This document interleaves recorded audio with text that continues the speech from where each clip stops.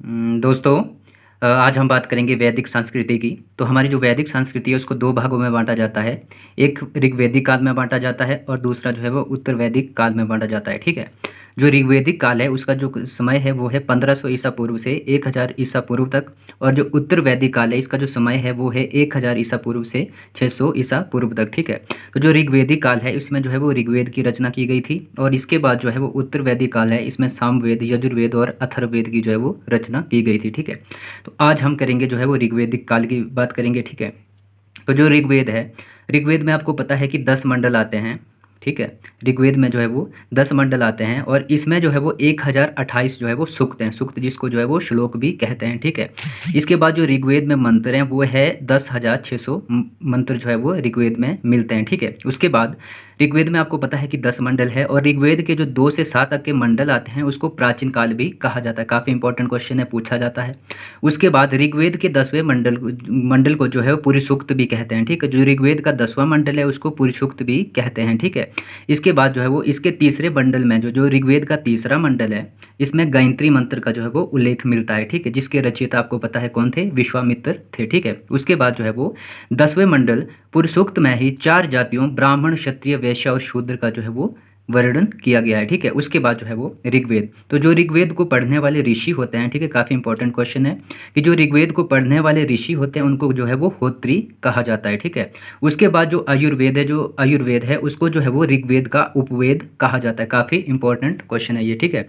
उसके बाद है ऋग्वेद में कुछ शब्दों का उल्लेख मिलता है। ठीक है। कि कुछ इंपॉर्टेंट शब्द दिए होते हैं कि ऋग्वेद में इसका उल्लेख कैसे कैसे किया गया है। ठीक है। कितनी बार किया गया है, जो कई बार एग्जाम में पूछे जाते हैं। तो ऋग्वेद में जो शब्दों का उल्लेख किया गया है वो इस प्रकार से है। सबसे पहले यमुना, तो यमुना जो है वो इसका उल्लेख ऋग्वेद में 3 बार किया गया है। उसके बाद जो गंगा है, गंगा का उल्लेख जो है वो ऋग्वेद में 1 बार किया गया। उसके बाद अगर हम पृथ्वी की बात करें तो पृथ्वी शब्द का उल्लेख जो है वो ऋग्वेद में 1 बार किया गया। उसके बाद माता शब्द का उल्लेख जो है वो 234 बार किया गया है और पिता शब्द का उल्लेख जो है वो 335 बार किया गया। जन शब्द का जो प्रयोग है वो 275 बार किया गया है।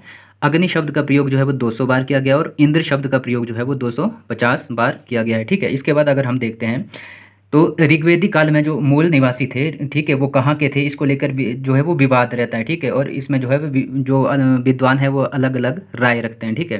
कि आर्यों का जो है मूल निवास कहाँ का था। ठीक है। तो इसमें मैक्स मूलर हैं वो कहते हैं कि जो आर्य थे वो मध्य एशिया से आए थे। ठीक है। जबकि बाल गंगाधर तिलक को देखेंगे तो बाल गंगाधर तिलक जो है वो कहते हैं कि आर्य जो है वो उत्तरी ध्रुव से आए थे। ठीक है। अगर हम दयानंद सरस्वती को देखें तो दयानंद सरस्वती कहते हैं कि आर्य जो है वो तिब्बत से आए थे। ठीक है। इसके बाद अगर हम गाइड्स महोदय को देखते हैं तो ये कहते हैं कि जो आर्य है वो डैन्यूब नदी घाटी से जो है वो यहाँ पे आए थे। ठीक है।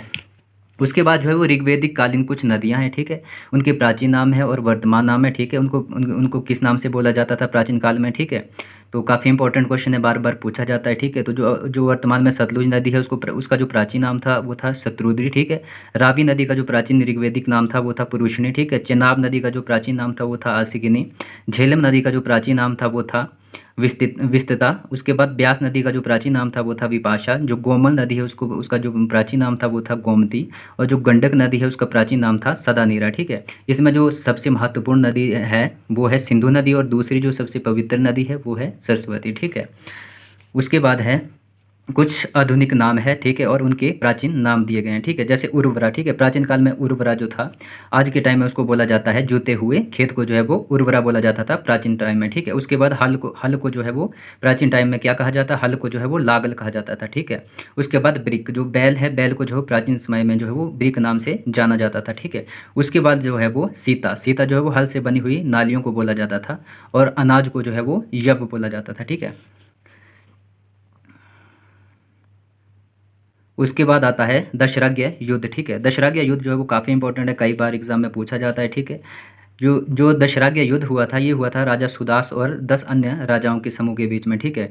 और जो ये युद्ध है, इस युद्ध का जो उल्लेख है वो हमें ऋग्वेद के 7वें मंडल में देखने को मिलता है। और इस युद्ध का परिणाम क्या हुआ था, इसमें जो राजा सुदास है वो जीत गए थे और ये युद्ध जो है वो पुरुषनी नदी के तट पर हुआ था। ठीक है। उसके बाद अगर हम ऋग्वैदिक काल की जो है वो राजनीतिक व्यवस्था देखें, ठीक है, तो आर्यों के 5 कबीले होने की वजह से इन्हें जो है वो पंचजन्य कहा जाता था। ठीक है। ये कबीले जो पंचजन्य थे इनको बोला जाता था, जो पहला बोला जाता था उसको बोला जाता था युद्ध, दूसरे को बोला जाता था तुर्बुस, तीसरे को बोला जाता था पुरु, चौथे को बोला जाता था दुरहय और 5वें को बोला जाता था अनु। काफ़ी इंपॉर्टेंट है, पूछा जाता है। ये 5 तरह के कबीले होते थे। ठीक है। उसके बाद जो है वो अगर हम इकाई की बात करें तो जो ऋग्वेदिक काल में इकाई थी वो सबसे छोटी इकाई जो है वो कुल थी, ठीक है। कुल से जो है वो मिलके ग्राम बनता था, ग्राम से मिलके जो है वो विश्व बनता था, विश्व से मिलकर जो है वो जन बनता था, और जन जो है वो सबसे उच्चतर इकाई होती थी ऋग्वेदिक काल की, और कुल जो है वो सबसे छोटी इकाई होती थी, ठीक है। ग्राम प्रधान को जो है वो ग्रामणी कहा जाता था, और विश्व विश्व जो है वो कई गाँव का एक समूह होता था, ठीक है। इसके जो प्रमुख होते थे इसको विश्वपति कहा जाता था, ठीक है। उसके बाद आता है जन, तो जन के जो प्रमुख थे उसको जनपति कहा जाता था। उसके बाद है ऋग्वेदिक काल में जो राजा का पद था वो अनुवांशिक था, ठीक है। राजा का पुत्र ही राजा बनता था, ठीक है। उसके बाद है ऋग्वेद में जो है वो इंद्र को पुरंदर कहा गया है, ठीक है। और उसके बाद जो है वो सभा, सभा जो है वो श्रेष्ठ लोगों की एक संस्था होती थी। इसकी उत्पत्ति जो है वो ऋग्वेद के उत्तर काल में हुई थी। काफ़ी इंपॉर्टेंट क्वेश्चन है, पूछा जाता है। उसके बाद है समिति, ठीक है। तो समिति जो है वो केंद्रीय राजनीतिक संस्था थी, और इसके सभापति को जो है वो ईशान कहा जाता था। उसके बाद वैदिक कालीन जो न्यायाधीश है उनको प्रश्न विनाक जो है वो कहा जाता था, ठीक है। इसके बाद हम ऋग्वेदिक काल की अगर सामाजिक व्यवस्था को देखेंगे तो इसमें जो आर्य समाज था वो पितृसत्तात्मक था, ठीक है। उसके बाद परिवार के जो परिवार का प्रधान होता था उसको कुलुप या गृहपति बोला जाता था, ठीक है। जो ऋग्वेदिक काल में जो ऋग्वेदिक काल था उसमें संयुक्त परिवार की जो है वो प्रथा प्रचलित थी। उसके बाद है ऋग्वेद में प्रथम और आठवां मंडल जो है वो सबसे अंत में जो है वो जोड़ा गया था। ऋग्वेदिक काल में जो अविवाहित कन्या थी उसको जो है वो अमाजु कहा जाता था। काफ़ी इंपॉर्टेंट क्वेश्चन है, पूछा जाता है। उसके बाद है दास प्रथा का प्रचलन था, ऋग्वेदिक काल में दास प्रथा का प्रचलन था। उसके बाद है कि ऋग्वेद के प्रारंभ में जो है वो कबीलाई समाज 3 वर्गों में बंटा हुआ था, ठीक है। जो था योद्धा, पुरोहित और सामान्य लोग, ठीक है। गाय के लिए जो है वो ऋग्वेदिक इसमें जो है वो अघन्य शब्द का प्रयोग किया गया था, ठीक है। अघन्य का मतलब ना मारने योग्य। उसके बाद जो है वो आर्य लोग जो है वो 3 प्रकार के वस्त्र जो है वो धारण करते थे, ठीक है। जो था अधो वस्त्र, दूसरा था उत्तरीय वस्त्र, और तीसरा था अधिवास, ठीक है। उसके बाद ऋग्वेद में जो है वो कृषि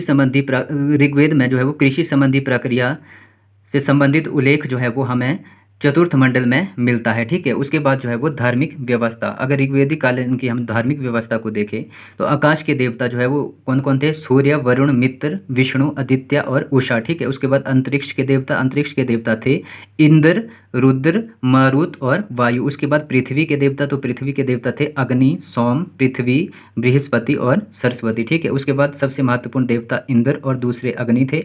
उसके बाद सोम को जो है वो पेय पदार्थ का देवता कहा जाता था, मारुत को आंधी तूफान का देवता कहा जाता था, और सरस्वती नदी को जो है वो नदी देवी कहा जाता था।